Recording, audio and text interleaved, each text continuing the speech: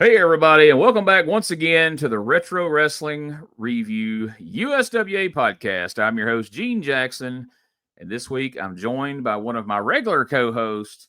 He's the Nightmare Nephew himself, Josh Briley of P3 Radio. Josh, how you doing this week, man?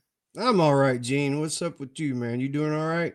I'm doing pretty good. You know, we had a pretty decent Christmas, and as people will listen to this, it will be New Year's Day. So I almost opted for us to do a New Year's extravaganza, but I knew that I didn't know if we could get away with not doing a review 2 weeks in a row, and I knew Richard Lee wouldn't be here, so I thought, what, we better stick to the program, get back to what we do. We don't want to rock the boat too much, but I guess.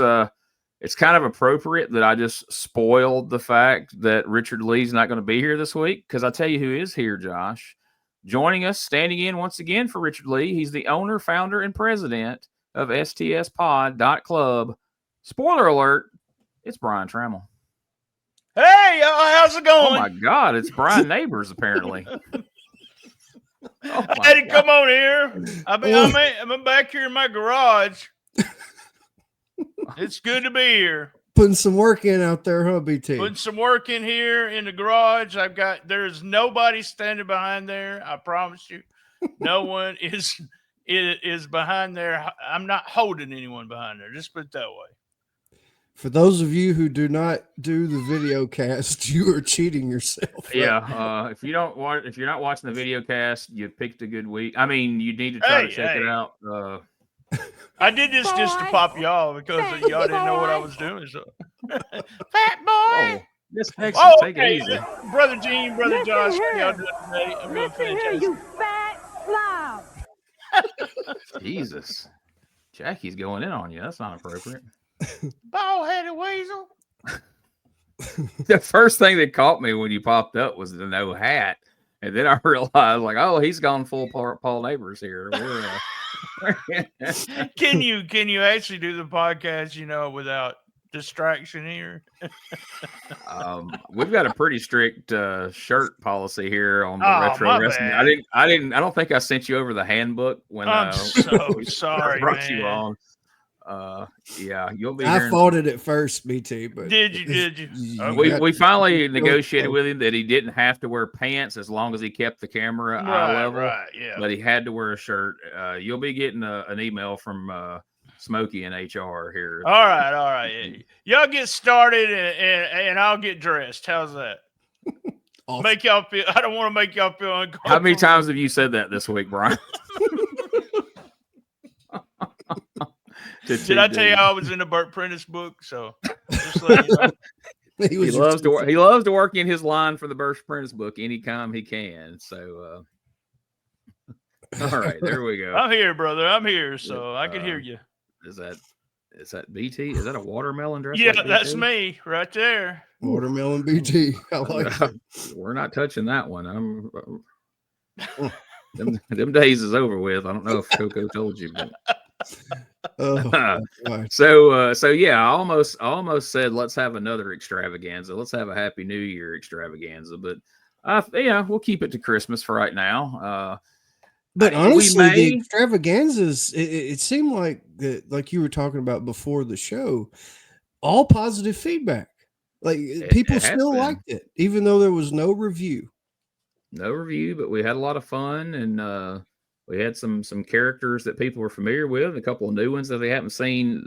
They may be familiar with those characters if they've been watching our Hot Mic show on Patreon. And if you hadn't, you need to check it out. Like I say, you think we say some wild stuff here, you ought to hear what gets said before and after the show. But you can join for $5 and get a taste of that. And also, speaking of joining for $5, there were a few things that we cut out of the Christmas extravaganza for WrestleCopia. We didn't want to get anybody upset with our friend Ray Russell and the WrestleCopia podcast network, so we cut a few things out. Nothing terrible, but some things that we didn't know if it would ruffle some feathers. So if you want to see the full Christmas extravaganza uncut, along with the pre and post show before, join our Patreon, patreon.com/retro wrestling archive. And for $5 a month, you can join. You can check out the uncut version of the show. You can check out all the previous hot mics, which again is the before and after of this very show, the Retro Wrestling Review. There's some great watch-alongs on there. We got all kinds of cool content over there at the Retro Wrestling Archive Patreon. Make sure you check it out. So, without further ado, I guess we can head back to July 17th, 1993 for another fun-filled episode of USWA Championship Wrestling. Of course, the show opens with Dave and Corey telling us a little bit about what we have going on today on the show. And then we take our normal quick break there at the beginning. And when we return from that break, we go right to a clip of a match from the previous week where Jerry the King Lawler was defending the unified world title against the Vampire Warrior. Let's check a little bit of that action out right now. Lawler on his feet. The King. With the fan behind him, pulls the strap down, rolls in the Vampire Warrior.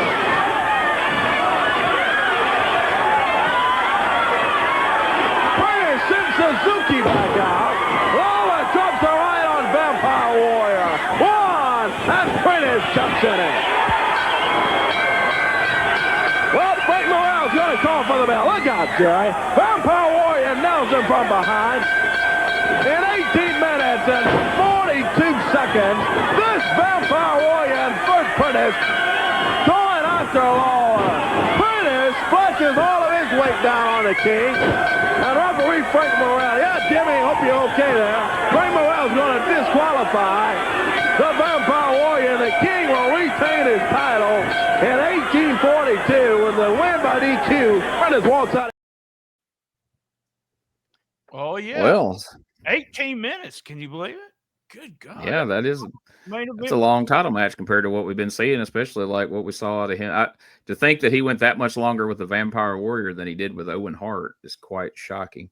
Something I meant to say, and I got sidetracked, so I want to mention it right now before I forget, that since this is the New Year's episode, whether we're doing a quote-unquote extravaganza or not, this is coming out on New Year's. At the end of the show, after we go over this week's card, I'm going to give you guys a chance. If you want to give any New Year's resolutions you have, you can. And if you guys want to maybe name any New Year's resolutions you'd like to see some of our USWA stars here have, we'll give you a chance to say that at the end of the show. So giving you that fair warning now. So if you want to be have that brewing in the back of your head as the show goes on, so be it. So yeah, Bert comes in for the disqualification. They end up stealing Lawler's unified title belt after the match. From there, we go right into a promo from Bert. And I know we're trying to cut back on clips here, but I feel like we need to see some of this because, boy, Bert was in rare form here. This was fun. Let's check out a little bit of this. Out of there with a belt, but it is not his. It looks like a very happy Bert Prentice. Had it. She'll be coming around the mountain when she comes. She'll be coming around the mountain when she comes. Come on, everyone, sing along. Oh, what a beautiful morning. Oh, what a beautiful day. Zippity-doo-dah, zippity-day. Oh, boys and girls, you know what we're going to have today? We're going to have a parade. You want to have a parade, Dave? We're going to have a parade Bert Prentice style. Introducing first the unified world heavyweight champion, the Vampire Warrior. Oh, what a beautiful day. Did you call him the Intergender Champion? Intergender Champion. Ask him what intergender means, Dave. What does it mean to be the Intergender Champion? Let me tell you the story. Up in New York City, one of my closest personal friends, Andy Kaufman, and I would go to Studio 54 and boogie, oogie, oogie till the wee hours of the morning. Now, you know that Andy defended the Intergender Championship better than no man alive has ever done. He went coast to coast, beating every single woman that ever challenged him. And I am here today to go to the ring and challenge any woman that would like a shot at my Intergender Championship? Well, the Intergender Champion may just have found himself an opponent here. Look who's headed this way. It's Miss Texas. Hey, Brown, get her out of here. Get out of here. Well, he just challenged anyone. No. You just issued a challenge for anyone. This is Miss Texas. I don't know if you've met, but probably going to be a worthy. No, don't even think about it. You're the Intergender Champion. This person don't have no gender. It's a man. Now, trust me. Don't. Who is this now? This is Miss Texas. Miss Texas. Hey, if everybody from Texas looked like this, I most certainly wouldn't miss Texas. But let me tell you something. You would like to come and take a shot at the Intergender Championship? Do we have our first challenger? No, we don't. No, we don't. Get out of here. I guess you haven't heard. This is Miss Texas territory.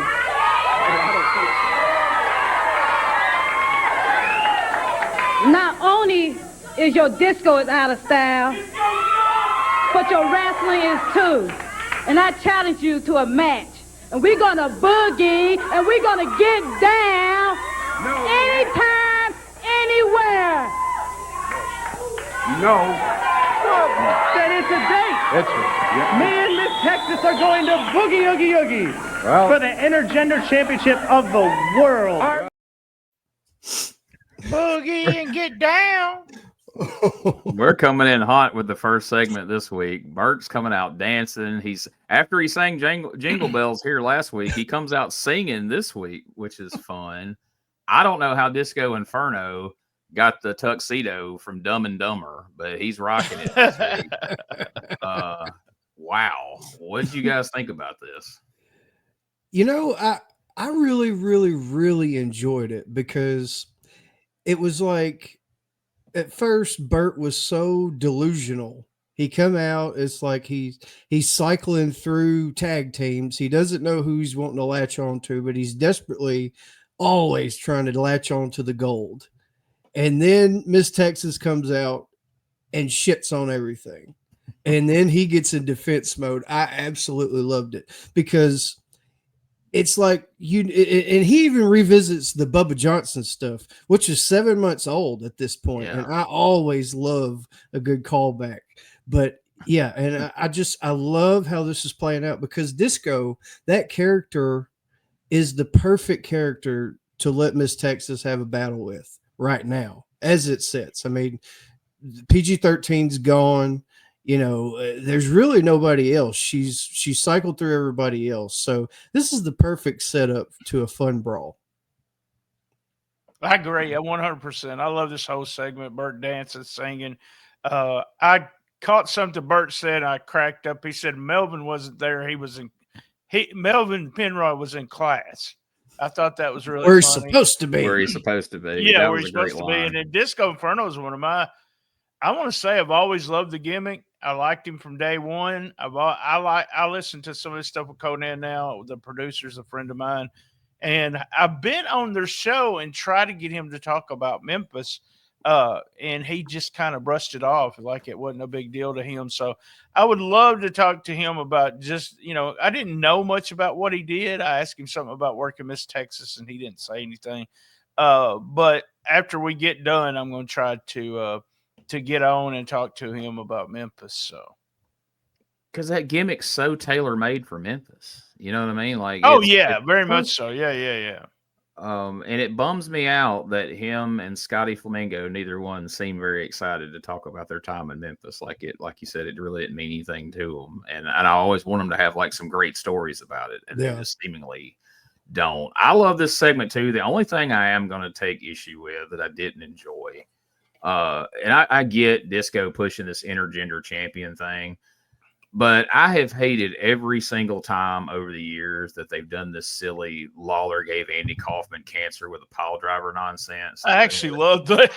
They did it with Tux Newman in '85. They've done it countless times over the years. And it's just, it's so silly to the point of it's not getting heat. It just feels like a tasteless way to cash in on Kaufman's name one more time. And I don't know. I've fucking hated it every time they've ever done it. But if BT liked it, then I do. I love it, man. I love the as he idea. gives it thumbs up or 4 stars or whatever, then Yeah, I guess gave we're it doing all right. hoots. I gave it a couple hoots there. So. Well, yeah.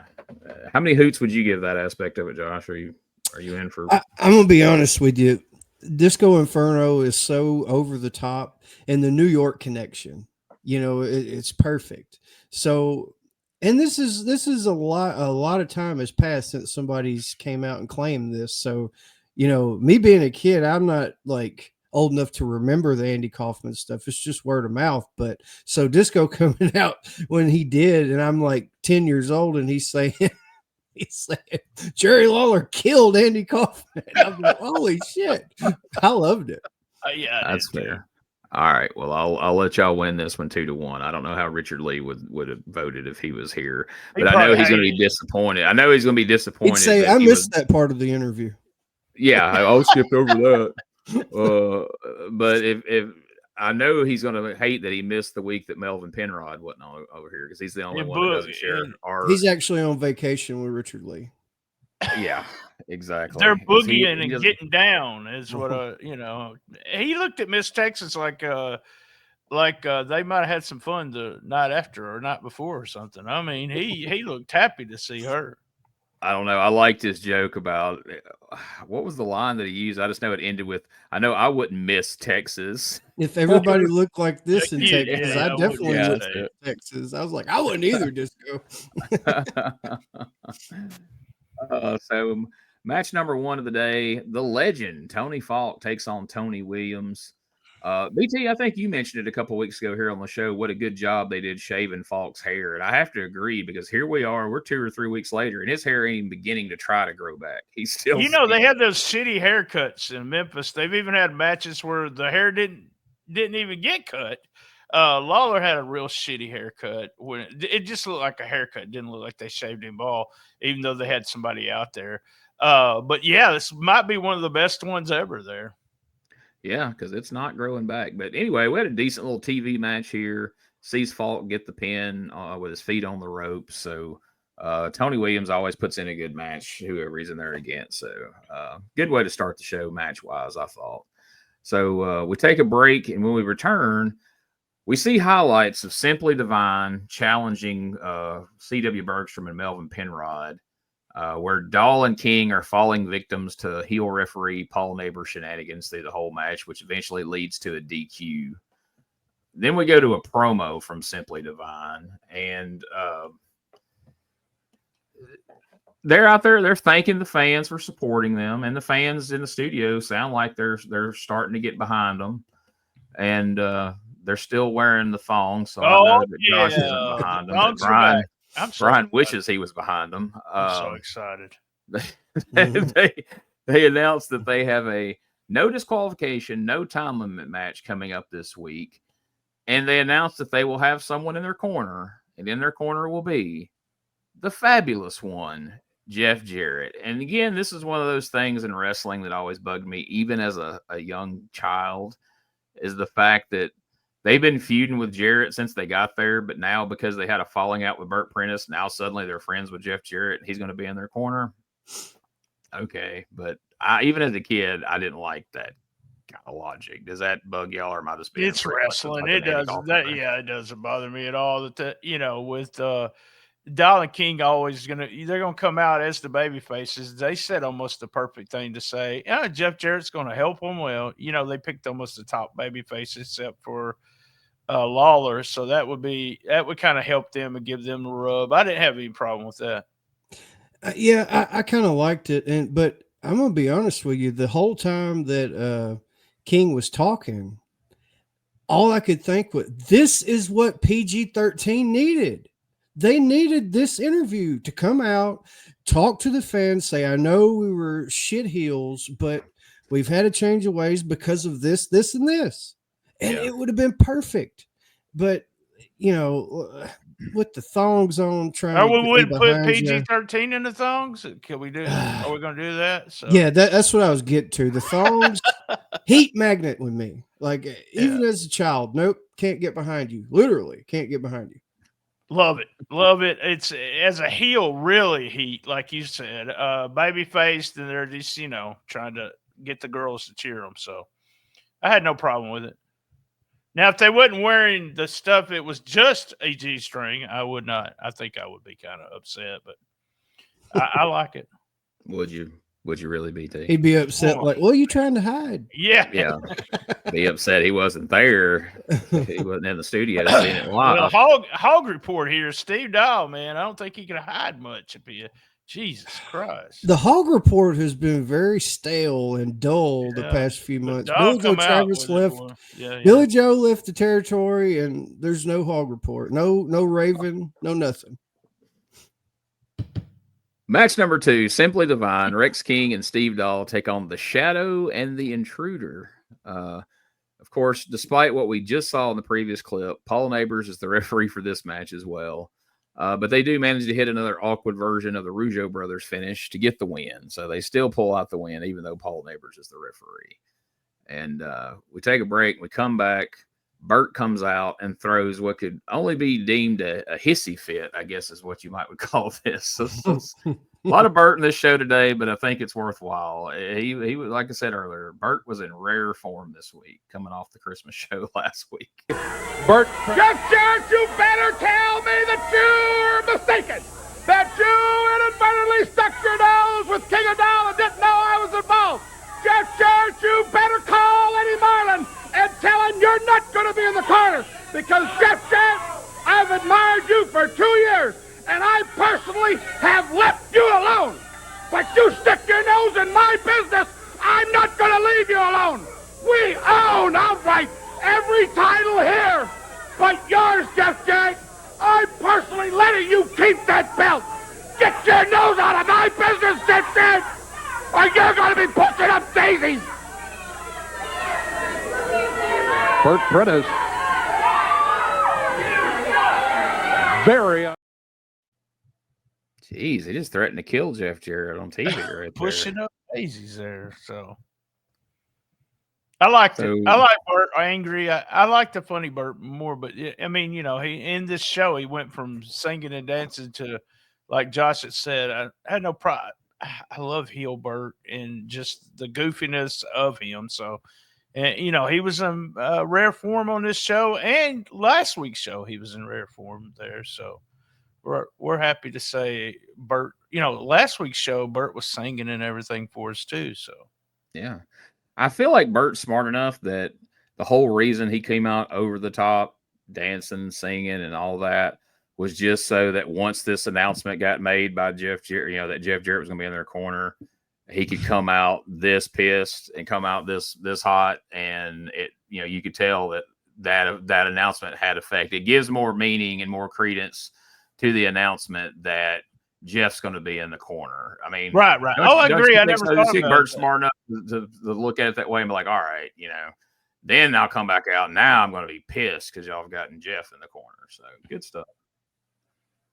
We have lost Josh. I don't know. Hopefully he'll get back in here in a minute. He's having difficulties.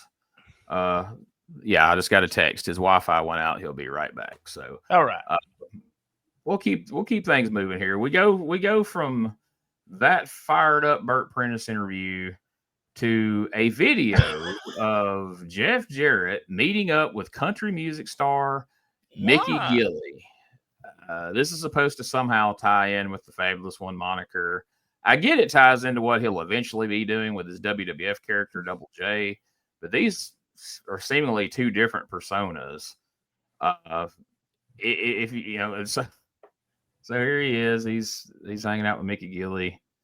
Here's a shot of Mickey Gilley thinking what we're thinking. Like, what the fuck are we doing? Like, that's exactly. I kept saying, what is this? And then the first thing I wanted to do was, while I was watching it, was to text Jeff and say, were you really playing the piano? Because I don't think he was, but I wanted to say that. Then I realized he had a pay-per-view yesterday, so I don't think he would have messaged me right back, you know. So I may reach out and see, but that I don't know what they were thinking. This is one of those things where that one video that y'all blasted so bad, and in this, you know, part of me wants to say, how did you fucking get Jeff Jarrett over as a babyface with all this stupid shit you was putting on TV with him?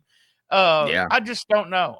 None of that made any sense to me. You know, Mickey Gilley was a huge star, I guess, at the time, or finishing up his career, but he did have a good, you know, country music career. So he was a big deal, but what the fuck were they doing? I just don't know what kind of rub Jeff, the fabulous one, Jeff Jarrett, was supposed to get from doing a video. No I mean, idea. I get what Mickey Gilley got out of it because they played some clips of his songs and it promoted him, but I don't really know what this is supposed to do for Jeff because, like I say, we haven't officially, in USWA at least, added the country music aspect to this character. He's just, you know, Jackie Fargo's chosen one. Josh, while you were away, we were trying to describe this segment with Mickey Gilley and Jeff Jarrett, and I got this screenshot that kind of says it all here. Mickey Gilley was thinking what we were all thinking, like, what the fuck are we doing? Like, what why am I doing? Why is this happening? What's interesting is the video, both songs that they played was from 1988. So, yeah, what is he promoting?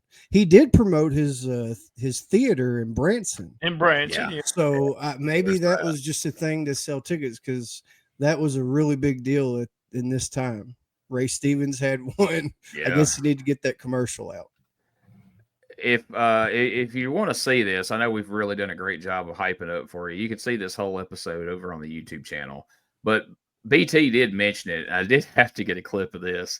Check out, if you're listening on the audio or watching on the video, check out Jeff Jarrett playing the piano and let us know if you think this is really Jeff Jarrett playing. I did spoil it, didn't I? I'm sorry. You did. Of course. Well, I can't get the video to play. Come on now. We got to see. Here we go.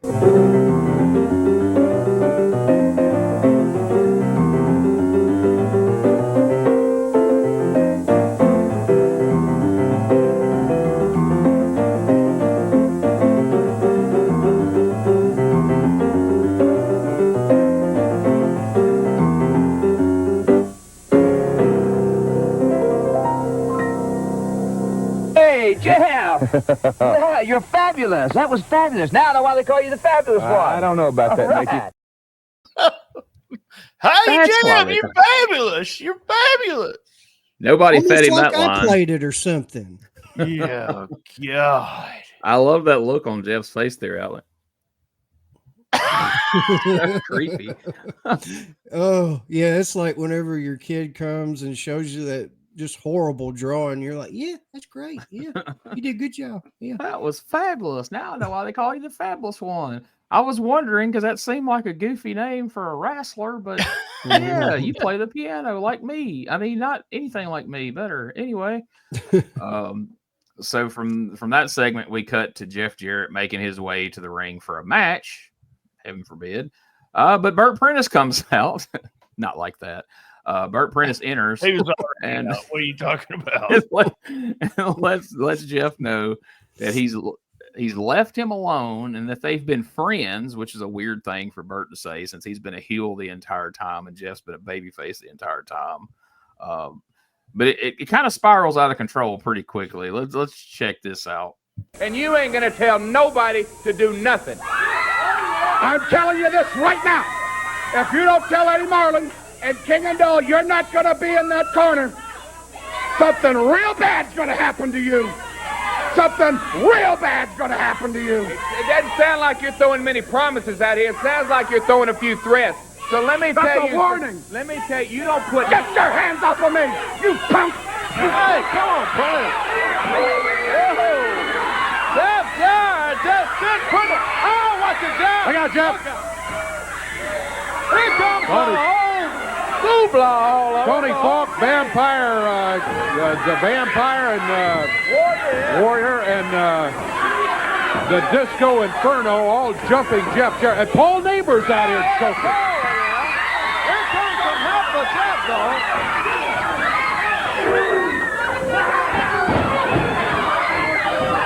Simply Divine, King and Dog had to help Jarrett out. Vampire Warrior comes up on Jack.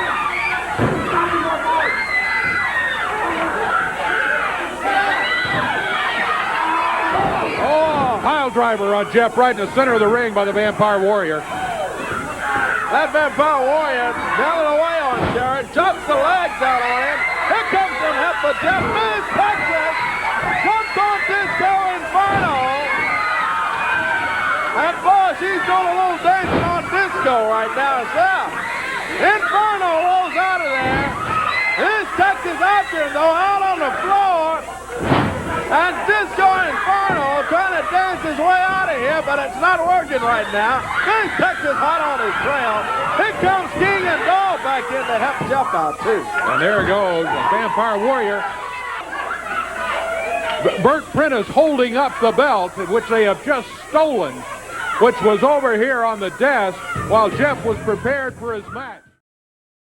Hoopla! A bunch of hoopla going on in that clip. So much hoopla, Dave Brown couldn't remember Vampire Warrior's name. He's like the vampire guy, and Corey, the Vampire Warrior. Warrior, yeah. So the whole gang attacks Jarrett. Doll and King run out to help, but they focus on Paul Neighbors and Tony Falk, which allows Vampire Warrior to continue to kick the shit out of Jarrett, while Disco Inferno just kind of aimlessly dances off to the side and roots him on until Miss Texas comes out, attacks him, while the Vampire Warrior continues to beat the shit out of the Fabulous One until finally, eventually, I guess Simply Divine apparently managed to chase Falk and Neighbors all the way to the other end of Union Avenue, and they decided to finally come back and help Jeff. But basically, it was too late by then. Bert steals the Southern Heavyweight dinner platter, so at this point, they've now stolen Lawler's belt. They've stolen Jeff's belt. They actually have the USWA Tag Team titles that Bergstrom and Penrod won. And so in light of that, guys, I'm starting to think maybe that's why Uncle Danny no-showed last week, because they told him that they were going to have Disco steal his belt. And Uncle Danny's like, fuck a bunch of that, and just decided not to come. And that's why Disco's having to defend this imaginary intergender championship with no belt. Would you think Jerry Jarrett would have one of those extra belts laying around in a drawer, like that old Mid-America belt he used to pull out about once every 8 months, and just pull that out and call that the intergender belt? But we don't actually have one here. I love this segment. I thought it was awesome. I said, what the hell is he doing when Vampire Warrior went up the ropes during that beatdown? But he was all over the place. I love just the idea that we got Bert stealing everything. That was one of my favorite things about the whole show, is that he's just stealing every title that there is there. That's what I'm saying. He's delusional in the fact that he thinks that if he steals it all, then I have the physical belt. I am the champion. My people are the champion. I'm hoping that he melts that dinner plate platter belt down and gives Vampire Warrior, yeah, some silver fangs or something, because that dinner platter plate belt is just god awful. It's the worst. Yeah, I'm enjoying Vampire Warrior so far here, even if they can't remember his name. I think he's one of the better heels that's come in so far. So. I've had a little bit of interaction with Vampire Warrior. He's just a super nice guy. This same guy every time I've asked him to talk to him. And my buddy Tony Myers lives out there in Florida with not with him, but near him now, and he goes to the training, and Warrior put him over big time, because Tony had went to Japan and everything, and put him over as, he worked Memphis, and he was just jobbing in Memphis, but he ended up going to Japan. You can do a little bit of every, that's kind of story he told. So I'm a big fan of his. So. Very cool. And of course he would go on to be Gangrel in the WWF. What? Yeah. Oh, man. I want to beat you to it, because I can't believe you've talked about him more than once and you haven't spoiled the rest of his career. So I was going to go ahead and beat you to the punch. So then we see highlights of last week's 6-person tag team match. I actually enjoyed this. It was really good heat with them not being able to get their hands on Neighbors, and every time they're just about to do something, they get cut off before they finally get their shot in. So I don't know. I thought it was good stuff for what it was with the people involved. Then we get a promo from Frank Morrell. But sadly, before Miss Texas could speak, Jeff Jarrett comes storming out. He says he's about to go back there and fight all of them to get his belt back. But Eddie Marlin stops him. I can only assume that Eddie was telling him, hey, that's an ugly piece of shit belt. Like, there's definitely not worth getting your ass whipped over. Since we could just go to your dad's house and snag another serving platter and glue a strap to it. Man, y'all give that title hell, boy. That title it's the worst, dude. Like, defend that belt. I don't mean like, you know what I'm saying. Like, there's no justification for that belt. But anyway, match number 3, the Vampire Warrior with Bert Prentice takes on Clyde Coleman. Who's a guy we've seen a little bit of, but before we get to that, I've lost my track here because there's a Brian Christopher promo that I want to check out, and this promo is actually going to carry us into our podcast commercial break. So BT, if you need to go use the restroom or whatever you do during these types of things. Man. Well, usually you just shout it out as we're coming back out of break. So I figured I'd tell you, you've got plenty of time here. You got like 3 minutes. Right on. So we'll be right back right after this Brian promo and then a commercial break. Using the bathroom. So. Yes. And then he'll let us know if it was number 1, number 2, and I how have things a baby came bladder. out. I'm sorry I have a baby bladder. Come on. His usual confident self here. No, right. By the way, you made a big mistake, Dave. But right now is when all you people at home, you tell all your little punk kids to shut their mouths. You turn the volume way up and you listen to me. Okay. You know, everybody knows that I hate that sissy boy Jeff Jarrett. More than anybody in the world, I hate him. But it looks like I'm not the only one that hates him, huh? And proof of that was just a few minutes ago when he got his butt kicked, didn't he? He got his little fairy butt kicked.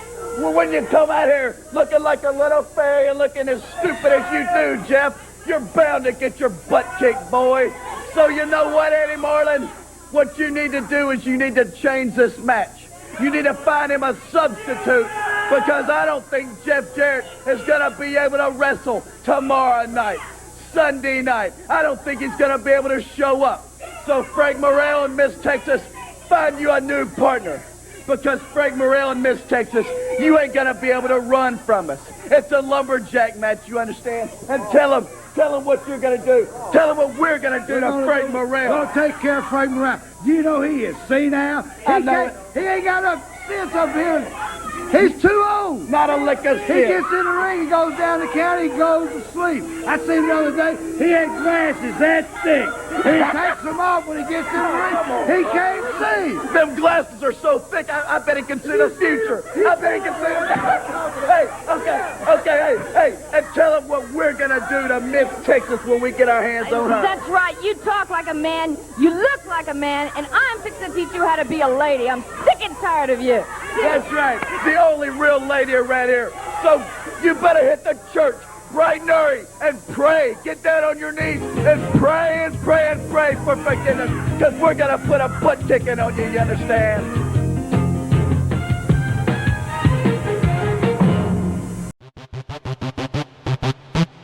Ladies and gentlemen, welcome to Give Me Back My Pro Wrestling, the podcast that's based on the old school but can still help you find the good stuff from today.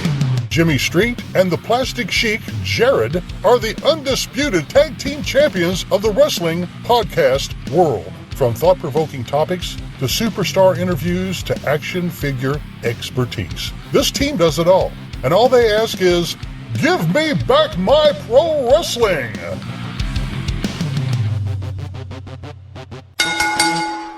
Every other Thursday, wherever you listen to podcasts.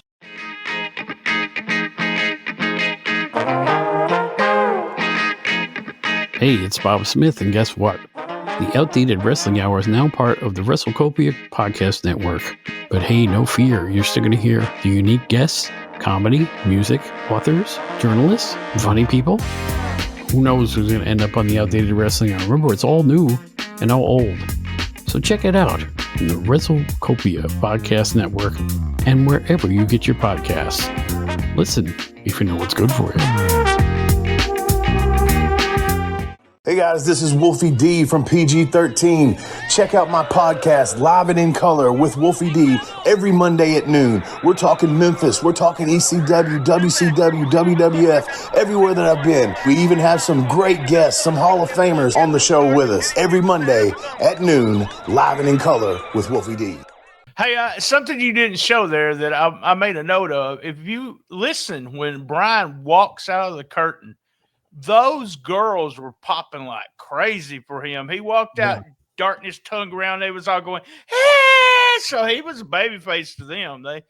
They were liking him a lot. So that's true. That's very true. And this was real. Brian Christopher's so good at promos.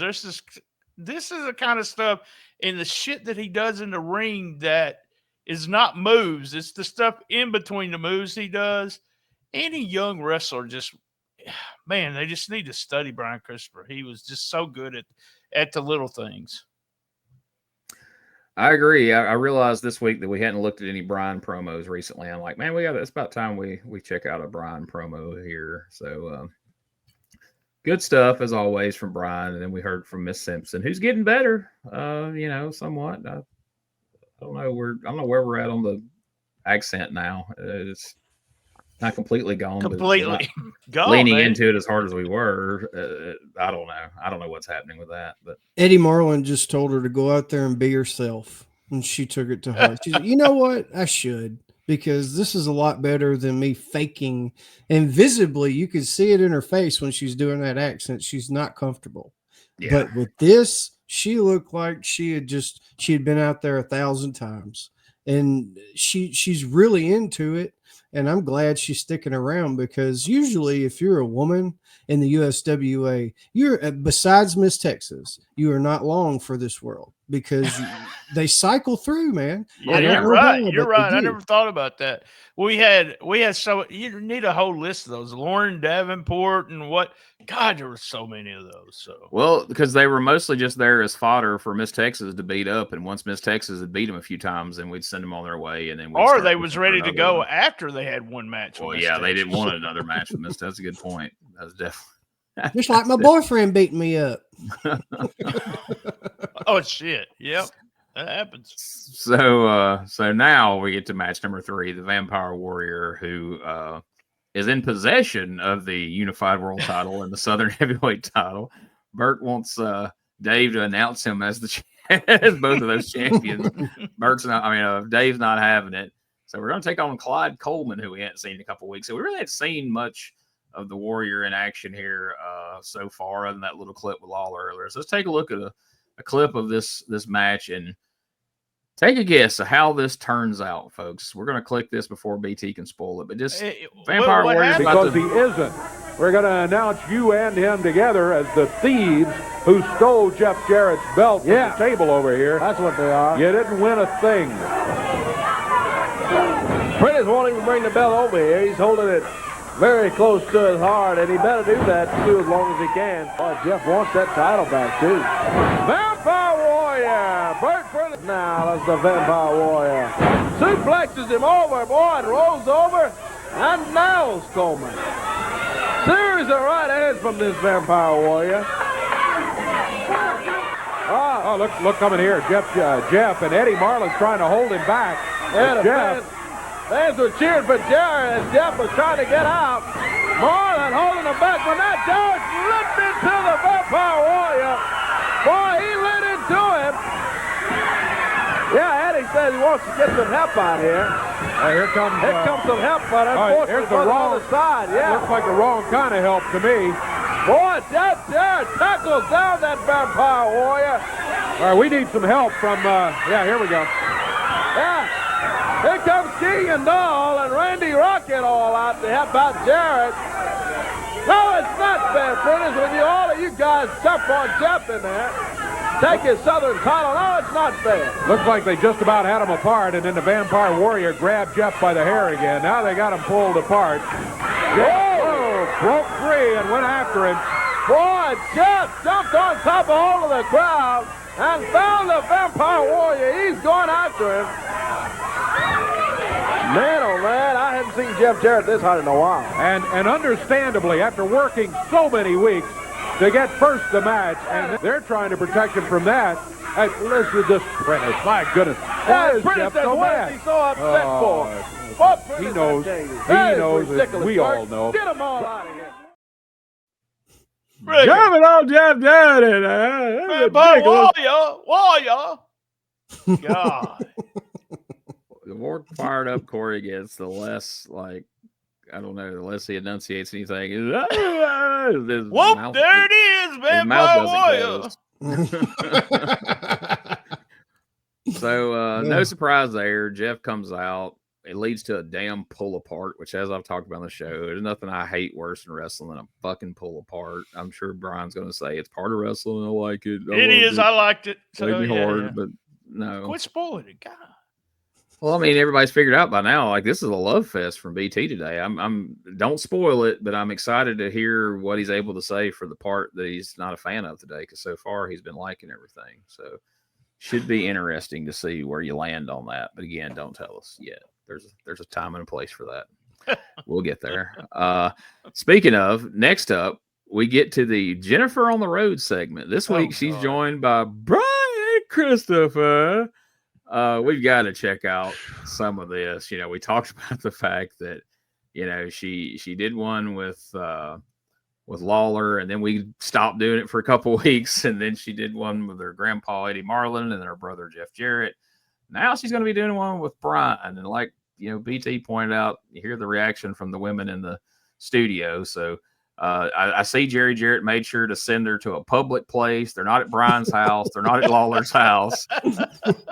They are out in public at a gym. So let's see how this goes for Miss Jennifer. Hi, I'm Jennifer, and this week I'm on the road with Brian Christopher. Now, Brian told me that in his spare time he likes to work out. So I came down here to the Powerhouse Gym on Coleman Road in Memphis, and Brian's going to help me work out. So we'll just go over and join him right now.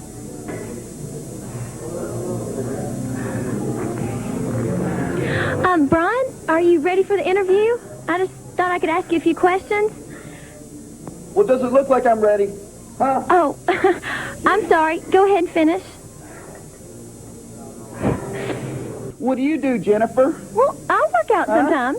Oh, you work out, huh? Yeah, I do. Well, I guess we'll get to see if you really work out in your spare time, because I'm going to take you around this gym right here, and we're going to see just what you can do, Miss Jennifer. Push, Jennifer. Come on, Jennifer. Brian, this is too heavy. It's what? It's too heavy. Well, my gosh, I know it's too heavy. A man is supposed to be doing this, not a girl. You think a girl can do as much weight as a man? Come on down here like this and just pull it toward you. Nice and easy. You see how easy and simple this is, Jennifer? That looks really easy. I think I can do that. Oh, you do, huh? Okay, Jennifer. Well, you're going to get your chance. Here we go. Okay, let me have that microphone there. And you sit down right there, Jennifer. Well, we don't need this microphone. Are you ready, Jennifer? Ready. This is a simple one, okay? Okay. Here you go now. You got that? I got it. Have you got it, Jennifer? You know what I do? Are you sure? Now, all you got to do is pull it towards you. You ready? Come on, you wimp. Sit down there and pull it towards you, I said. I didn't say let it snatch up off the ground. Come on, Jennifer, spit it out. Come on now. I can't say I've enjoyed this interview, You ready to work out some more, huh? No, I think we need to close now. Oh, we need to close. Well, Yeah, nobody I think invited we you do. here in the first place, okay? So you can take your little blonde self right out of here with your little Lee press-on nails and hit the road, because I didn't want you here in the first place, okay? Okay, this is Jennifer on the road, and maybe we'll have better luck. Get out of my way. God, he got me so flustered. I don't know what you guys saw this. I thought this was the best one they've done, because like the others are just kind of filler fluff pieces where, you know, Lawler's like, hey, look, Lawler can do art. And then with Eddie Marlin's like, well, let's let Eddie talk about the truck wreck and how he talked to God or whatever. And then the other was like for Jeff was like, hey, look, we live on a lake and we've got a jet ski. It didn't really do anything for them or their characters, nothing else. But this, we was able to accentuate what a heel Brian is he's just taking around the gym as being a complete asshole. And then seeing her reaction to all of it. Like I say, I thought this was the best use so far of this segment. How did you guys feel about it? I kind of bought into like how much of a babyface Jennifer is. And to be honest with you, I don't remember this as a kid, but watching it back even now, I guess it's just the way she's reacting. But I was like, man, what a prick. I feel uncomfortable for Jennifer. Like, Yeah. I feel like she's don't know how to react. She's like, wow, this guy is a piece of shit. He's treating me like garbage. And she is such a baby face. She can't even heal on him. She's always smiling. Even whenever she's got to back out of it, she's respectful. So if they don't capitalize off of that, they're not doing the right thing. I agree. I agree with you, Gene. I thought it was really good. I thought it was right there with his character. So instead of, it's like Brian was kayfabing everybody and being a prick. But real uncomfortable a couple times on that. And I think knowing what we know now of who she was or is, not that she's no longer with us or anything, but I clearly get the idea that Jerry Jarrett was just like, hey, we're going to send you down to do interviews. We're going to do these hotline things. And I think that innocence is like legitimate. It's not like she's putting on like, oh, I don't know what's going on. Like she really didn't know what she was getting into in these situations. And you're getting her genuine reaction.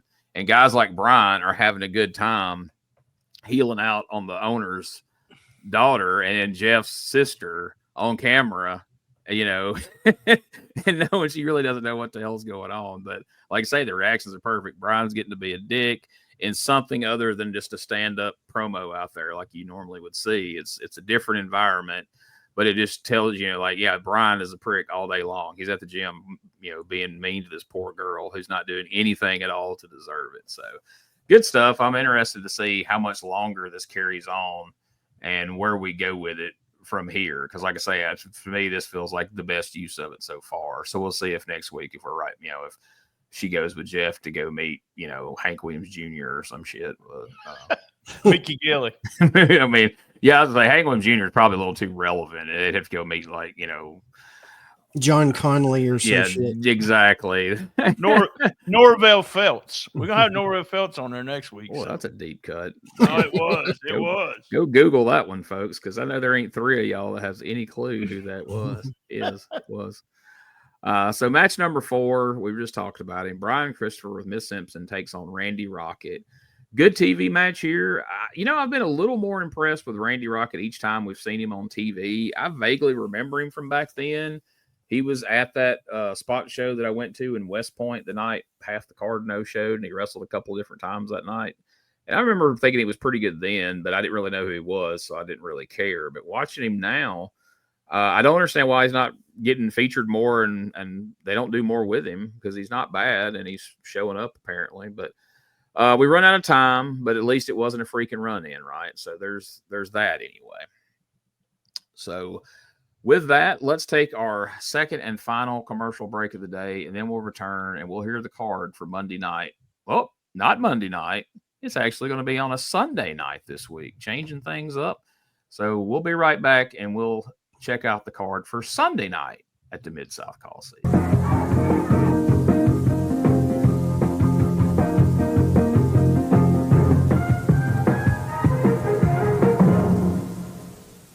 Hey guys, Ray Russell here, curator of the WrestleCopia Podcast Network, inviting you guys to listen to many of the programs here as part of the WrestleCopia brand, including, but not limited to, the Wrestling Memory Grenade, currently covering the 1988 and the WWF project. You can also listen to the Regional Wrestling Podcast, where we talk the territories, whether it's Jamie Ward with Georgia 81, Roman Gomez with the UWF in 1986, or Gene Jackson covering Memphis in 85.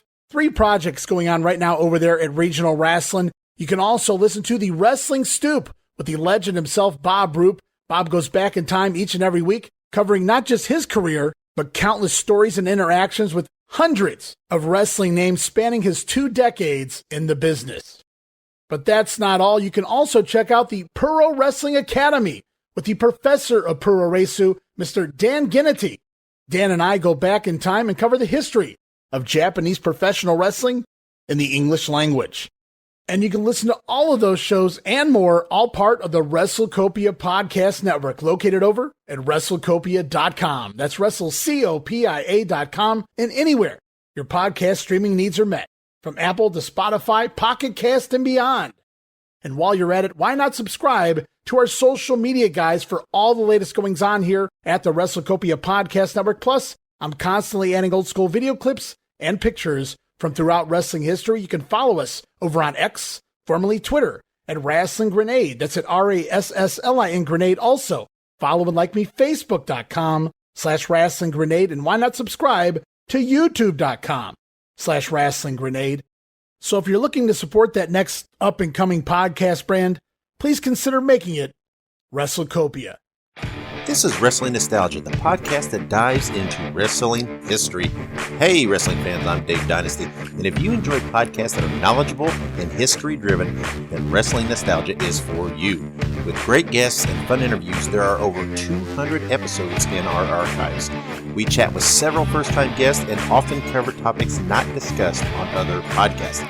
Look up Wrestling Nostalgia on your favorite podcast platform and visit all of our links at linktree/WrestlePod. That is linktr.ee/RASSLEPOD. And remember, wherever you go, whatever you do, be good, be safe, and keep on growing. As always, we are very, very happy to be a part of the WrestleCopia Podcast Network. Make sure you go there, check out all the great wrestling-related podcasts that Ray Russell offers over there, and check out the WrestleCopia Patreon, as Ray puts all kinds of great content on there for just $5 or for a little bit more. You can check out the video cast, just like the great the Japanese video cast they're doing with Dan Gennady, who Dan's got the mother load. If you like Japanese wrestling, Dan has got everything there's ever been, and they're watching it, doing watch-alongs, and good stuff over there. So, guys, are you ready to see what all this has been leading to? Oh, yeah.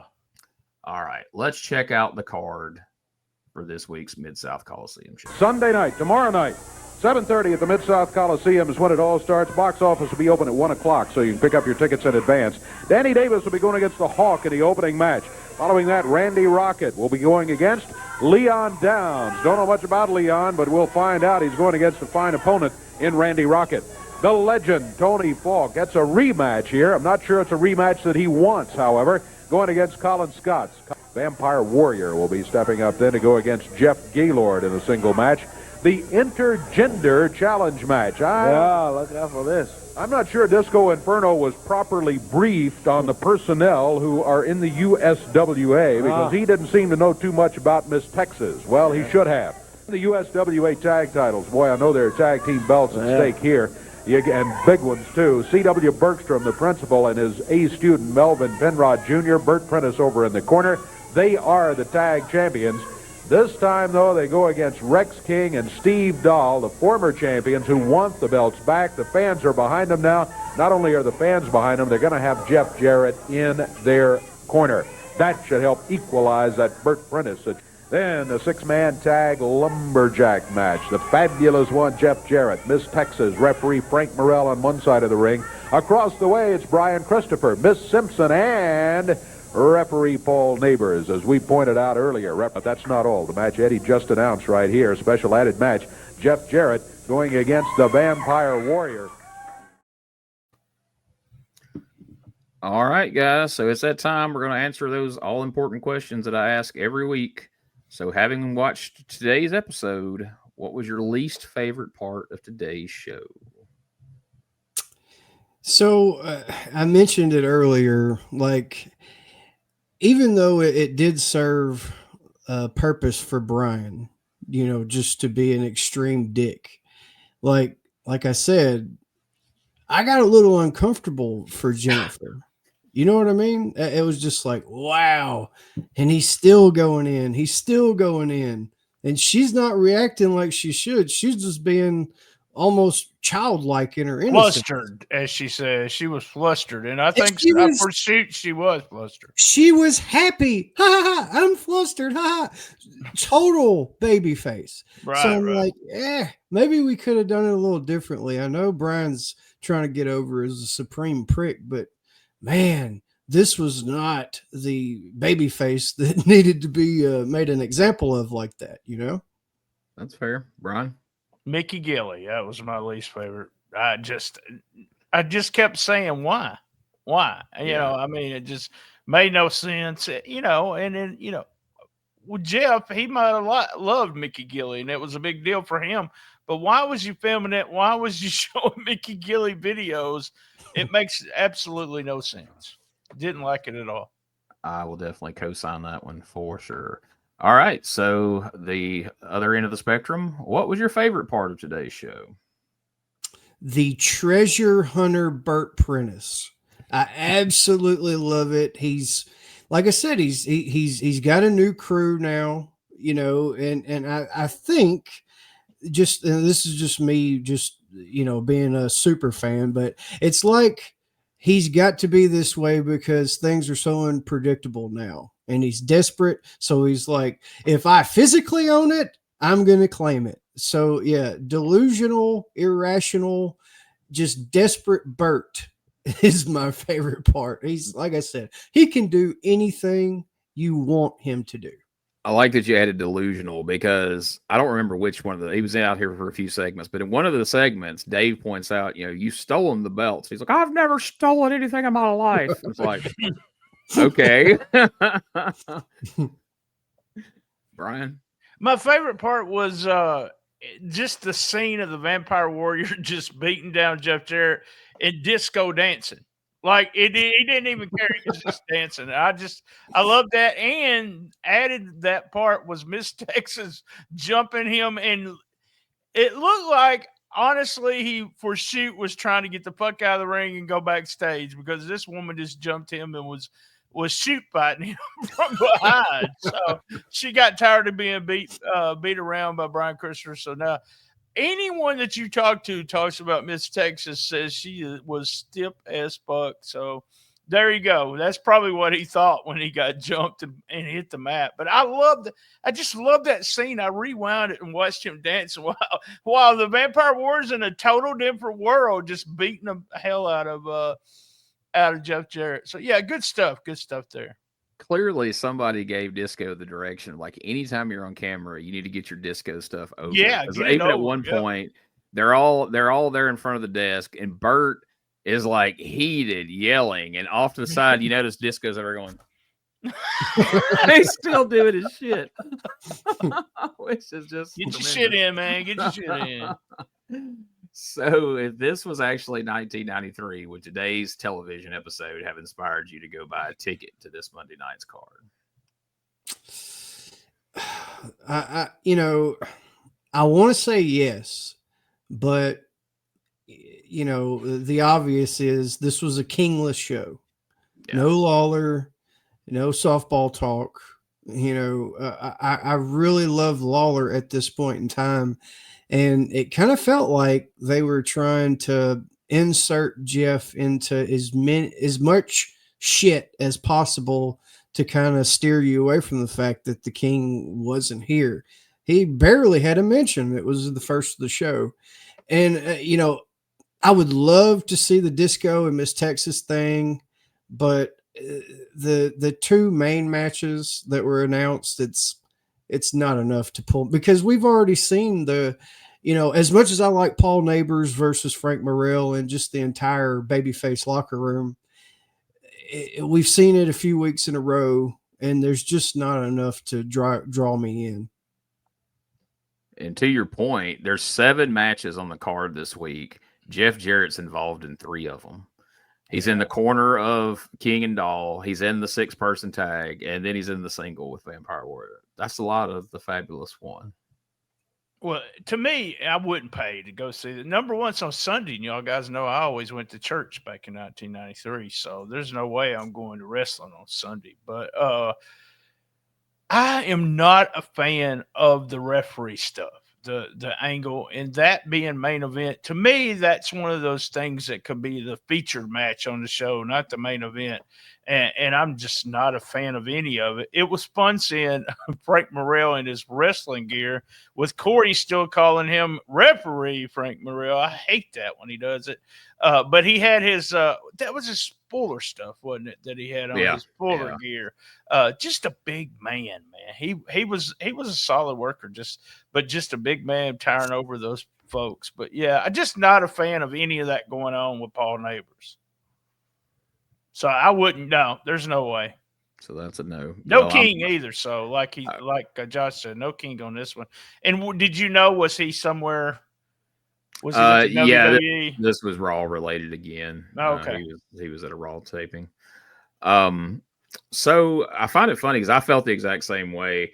So I wasn't going to spoil it at the beginning, but I'll say this now. Like after I got done with this one, like when I make these notes to get it set up for when I'm going to send it in afterwards, I'll usually go ahead and put the title of it because just like when you see if you go on WrestleCopia wherever, you'll see the date of the show, and then you'll see like last time it was like Burn Baby Burn, the Disco Inferno, and Vampire Warrior here, whatever. I have some title.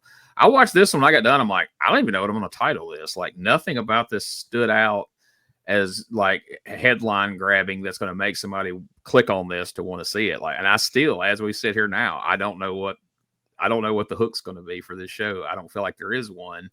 And that's how I felt about this show. Like there's been shows I've got done watching them and been like, well, that was a chore. And then there's other ones I'm like, man, that was a really good one. This one I felt completely indifferent. It wasn't bad. There was good. Like I thought Brian and Randy Rocket was good. I thought Tony Williams and Tony Falk was good. The Vampire Warrior match was a squash, but it was what it was. So nothing about it stood out as bad, but just nothing about it stood out as good either. It was just a show that happened, and we watched it, and now we got to talk about it. Yeah, now, I just had a couple of things. I liked Bert in this a lot, and Disco Inferno, and just the whole thing. Jeff getting a lot of TV time. I like it, but it was just a little bit too much. But to me, it was just like, I don't know. I think I was kind of feeling like Richard on this one. I know I said I liked everything on it, but I was thinking it was a chore watching it yesterday afternoon. So. Yeah, I thought Bert was great on it, but it was your standard Bert though. It wasn't like there wasn't anything about it where I'd be like, oh my God, you got to see this episode. It was just like right. Yeah. Oh, true. Yeah. It's on there if you want to watch it. But I'm like you, BT. The one thing that really turned me off was like this Mickey Gilly shit. Like this is no point to it. I could see if we were already trying to get him into the country music character that he would be doing for the WWF. It's still not entertaining. It's still not good, but at least it's relevant to that. But at this point, just as the fabulous one, it don't even serve a purpose. But y'all are action figure people. Is that what Jeff was wearing? Isn't that one of his action figures exactly that color? I can't remember. I want to say he had one similar, but yeah. Or major podcasts, they put out one that I think that outfit he had today is one that's coming out from Josh. You know how the guy that usually does all the Hasbro size ones, gosh, I'm blank. Zombie Sailor. Yeah, you know how he's doing a big size one of Jeff Jarrett. I think the tights he had on today was what that figure is wearing. Because what he had on last episode or previous episode before the Christmas one, I actually have that figure sitting on the other side of the room, and I think I actually held it up during the show. So I think what he had on today is the one that Zombie Sailor's making. So I've seen it on the action figure, and I'm like, to me, it was a brand new action figure, and I was wondering why he would put that suit on. So and I got to get that one. I like that one a lot. And I'm a Jeff Jarrett fan. You can always tell it by what I say on this show, but I am a big fan. Right, of Jeff me Jarrett. too. Yeah. I'm just not always a big fan of what they did with him on TV. So I say all of that to say most people aren't in agreement with us. You guys know what we've been averaging the weeks that we've had actually had an attendance figure. We've been bouncing anywhere from 600 to 800 on a good week, and then like we bring in like a Macho Man or a Owen Hart or somebody, we might jump up to around 1,000. The price decrease brought in a lot of people one week. That's so true. Yeah. But looking at this card, take a guess at how many people you guys think came to see this. And we'll see who's closest to being. I'd say 1,500 because it was on a Sunday, and a lot of people don't get to go on Monday nights. I'm going with 600. Well, the answer is 1,200. Holy moly. On a Sunday. Let's see. Yeah. Fucking spoiler alert over here. Guessed too high, so then it kind of kills it would have been dramatic if you just said 600 and BT would have been like 900 and been like, no, 1,200 and been like, oh, but then BT's like, I think 1,300. So now when I say 1,200, it's like, But whenever you have something that's in a pattern, it's a regular thing, and people that want to go, they plan their lives around no matter what. Monday, my ass is going to be in Memphis, Tennessee at the Mid-South Coliseum. And me being a fan, whenever you change shit on me, that almost pisses me off. Like, and even if it's not your fault, you know, I haven't planned my life around Sunday. I do Sunday things on Sunday. So, yeah, I don't know, man. Probably a lot of it was summertime. It was summertime. You know, the parents still had to work on Mondays, but they didn't have to. The kids didn't have to go to school, so they could stay out as late as they want. I can see why Sunday would draw, and you know, somebody backstage is going to say, we should start running on Sunday, since it drew, you know, 1,200 people. So, and this card was horrible, guys. There was you going to tell us the results? What was the results? That's overall, it was just horrible to me. So apparently, Uncle Danny cannot get that Camaro to point to fucking Memphis because he's no-showing again for the second week in a row. He wins the car tournament. He no-shows the following week. He's no-showed again. So in the opening match, that was supposed to be Nightmare Danny Davis versus the Hawk, which I have no context to the Hawk whatsoever, other than they said he was from the training school. But every time I read that name, I picture the kid from Cobra Kai for some reason. But Jeff Gaylord pinned the Hawk in the opening match. In the second match, Randy Rocket pinned Leon Downs, who's another guy who was from the training school, who ends up sticking around and is in and out over the years. Colin Scott or Colin Scott, depending on which announcer says it, defeated Tony Falk by disqualification. In the fourth match, the Disco Inferno beat Miss Texas. In the fifth match, Rex King and Steve Dahl defeated the tag team of Melvin Penrod Jr. and Tony Falk. So the titles were not on the line. C.W. Bergstrom was not there. I did some looking around on the dirt sheets. C.W. Bergstrom had pink eye and ended up having to be pulled off shows for several days, and this was one of them. You don't want somebody to work with pink eye. Jesus Christ.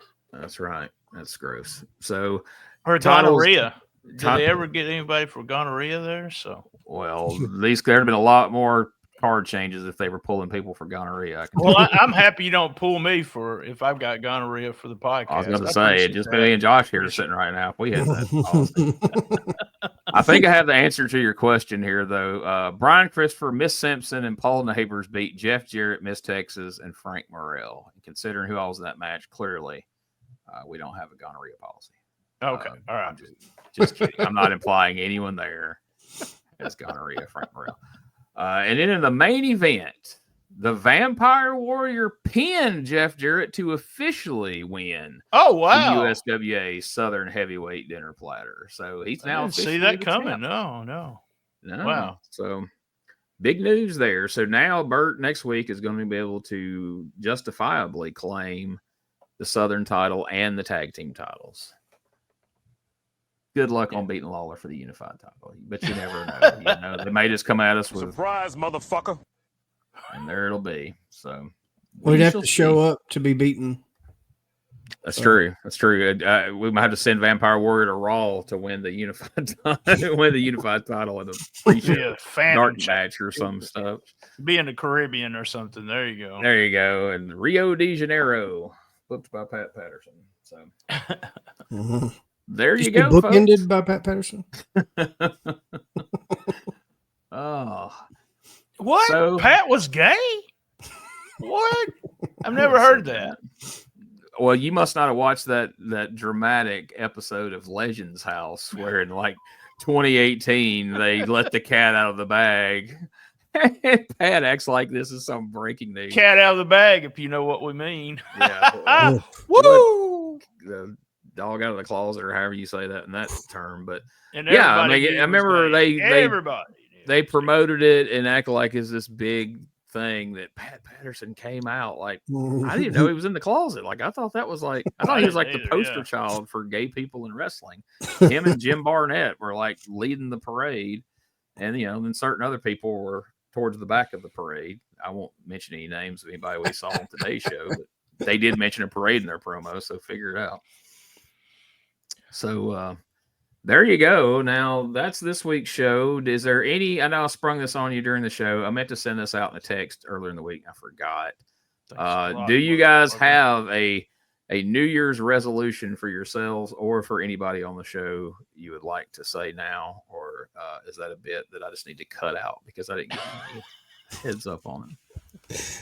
Well, I mean, only the obvious ones. I wish that Rex King and Steve Dahl would make a resolution to throw the thongs away. Boo! You got a boo sound. Boo! Put them wherever you got to. Give them to Miss Simpson. She wears thongs, so I mean, it would be perfect. And wear some fucking pants, Zubaz, blue jeans, smoking guns. That's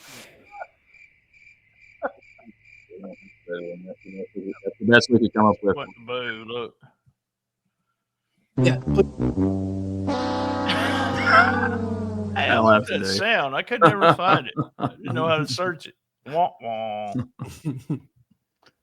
Yeah. And maybe for Paul Neighbors to just do interviews in the living room. I'd be happy if he just wore a shirt. I don't. He can do them in the freaking dungeon. Just wear a shirt next time. Bald-headed weasel. That's a good start anyway. But Brian, you got anything? I would just say, it's got a little bit better, but let's stay away from the DQ finish. That could be a good resolution there, starting in 1994. That's a company resolution? Yeah, it's a company resolution. Let's stay away from the DQ finishes. I know the idea behind this, that a DQ finish, promotes the next match and you add a stipulation. I know all of that, but it just, and we talked about this, here on the show and also off the air, the idea that you wonder why they're not drawn well. It's these finishes in the 7-minute main event. You get all built up to see Owen Hart go down there, and they're in the main event for 7 minutes. And let's, we've been joking about Danny Davis, but you have a big pop for Danny Davis at the end when he wins that. And we haven't seen him since. So, there's something in the PG-13 stuff and all of that. It just makes you wonder. And Josh, they can wear those G-strings as long as they want to. And by the way, did I tell you I was in Bert Prentice's book? Did I tell you? He's coming. And he's coming. I think we know. Yeah, I think you did mention that. All right, just making sure. Yeah.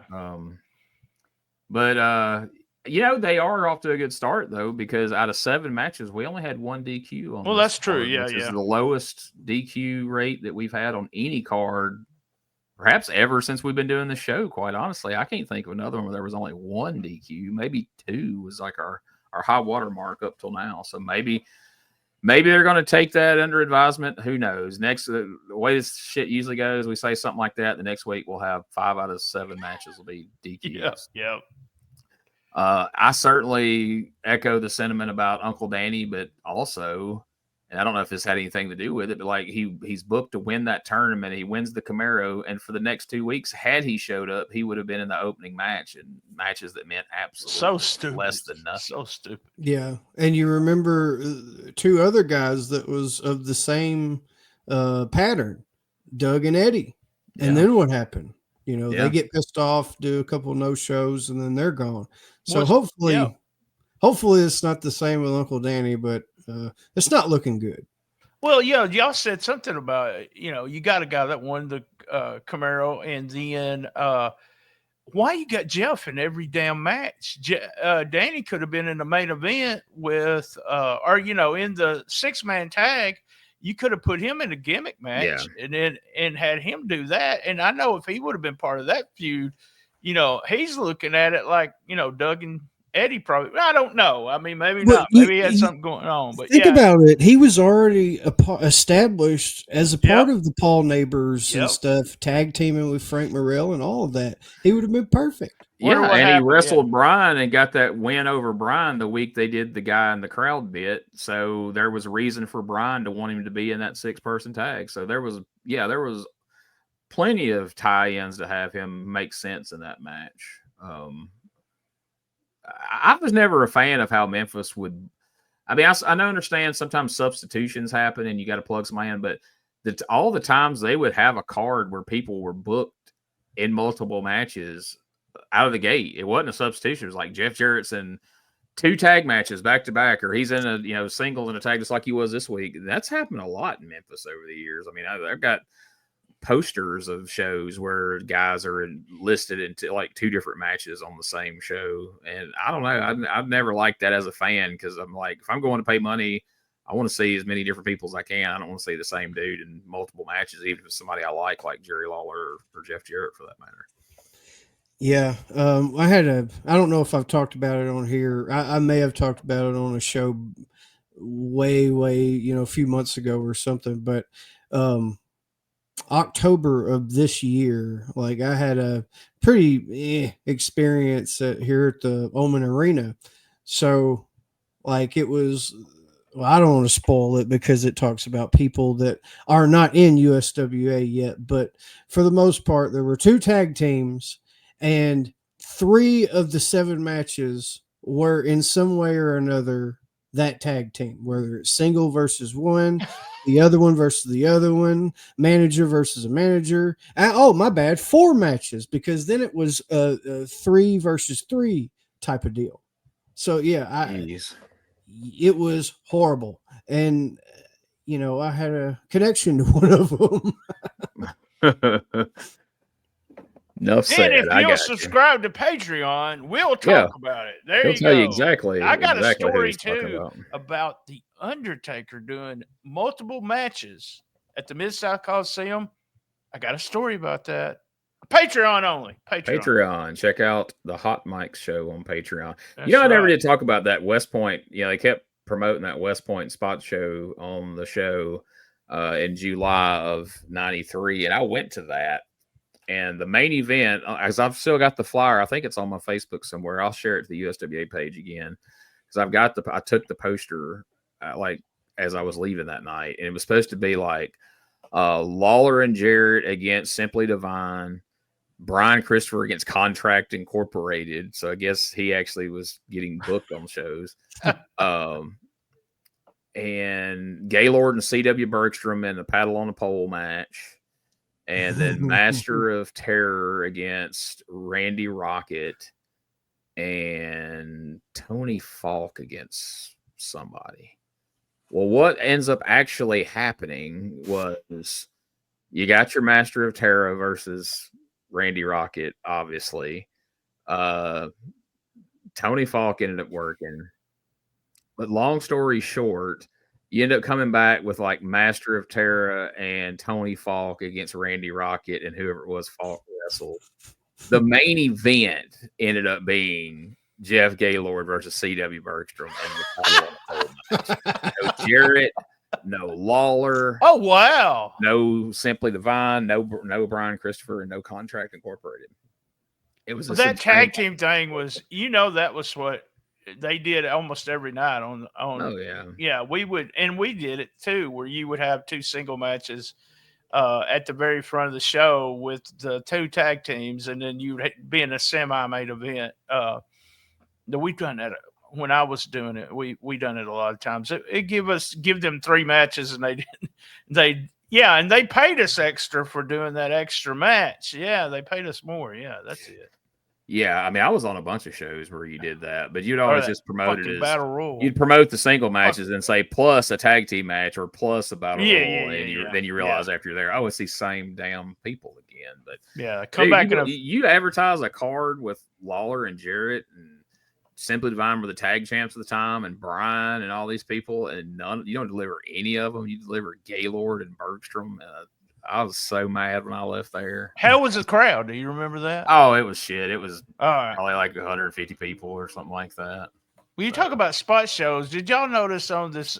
I had to shout out to Blytheville, Arkansas. That's where I started watching wrestling. But also, Honky Tonk Man is still on one of these shows. Did y'all see that? Mm-hmm. Yes, that surprised me. I didn't know that they were still randomly bringing him in that far along. But yeah, I saw that. He's got to eat too, apparently. Yeah, too bad they didn't advertise him for that West Point show. I mean, he wouldn't have been there, but I would have been excited on the way there.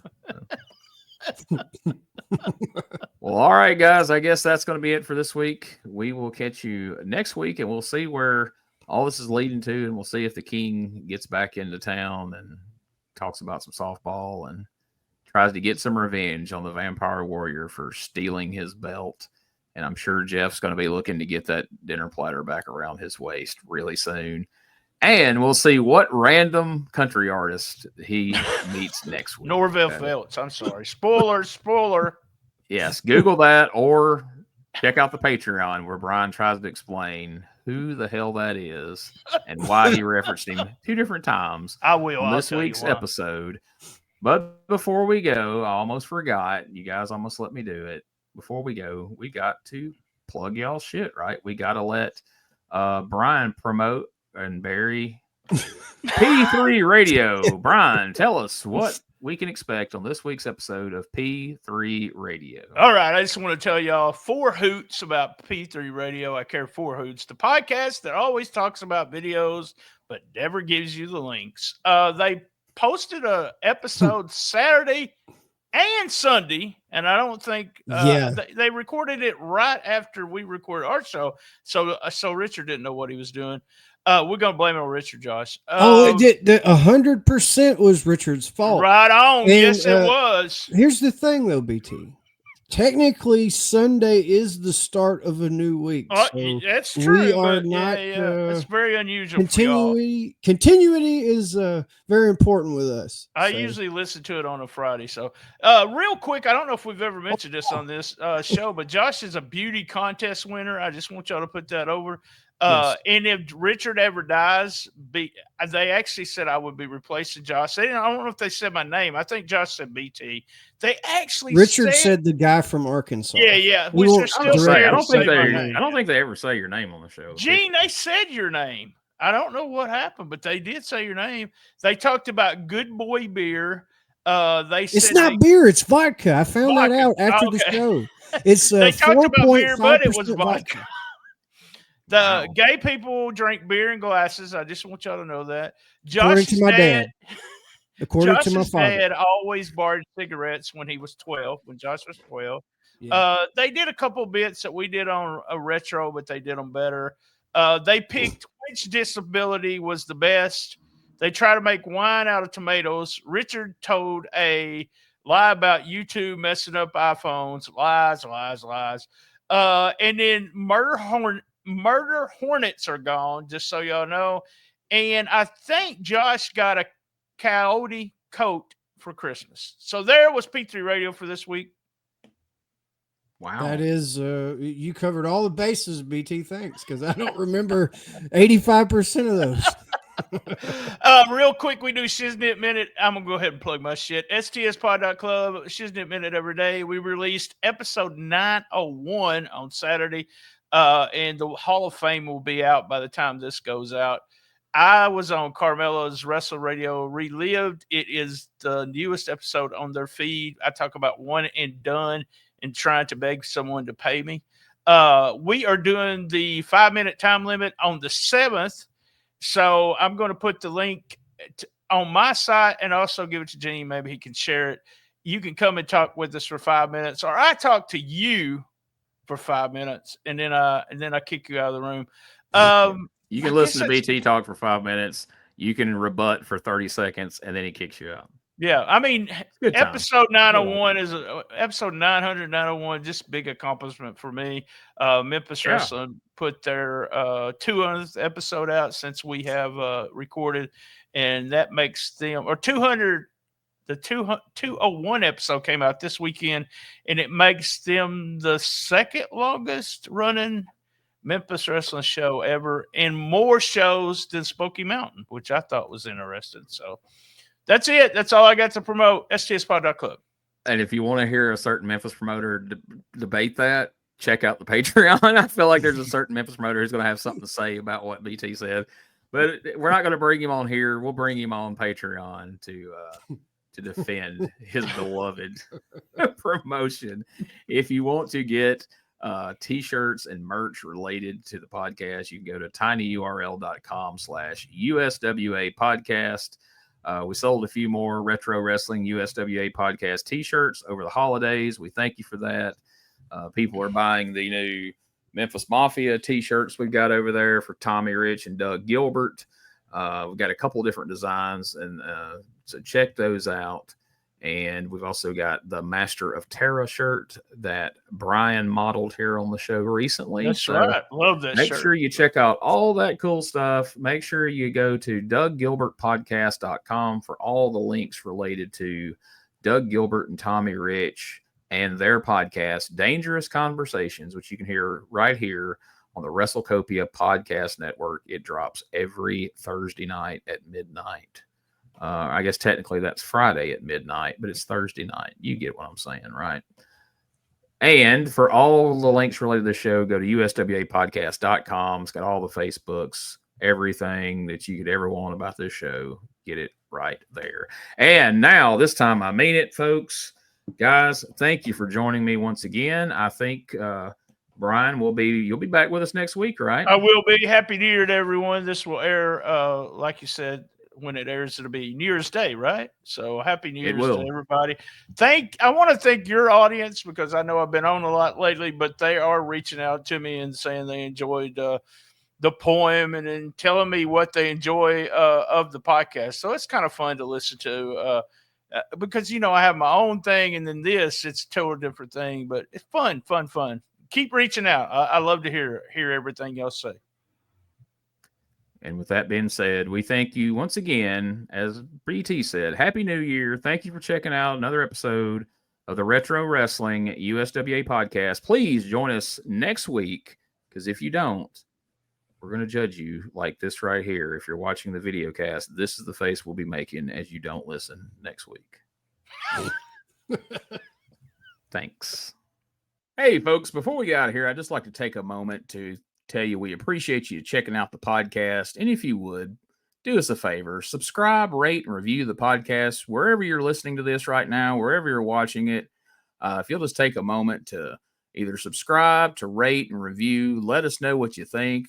We hope you're liking it, but even if you're not, let us know what you would like to see changed, and we will take that in consideration as we move forward.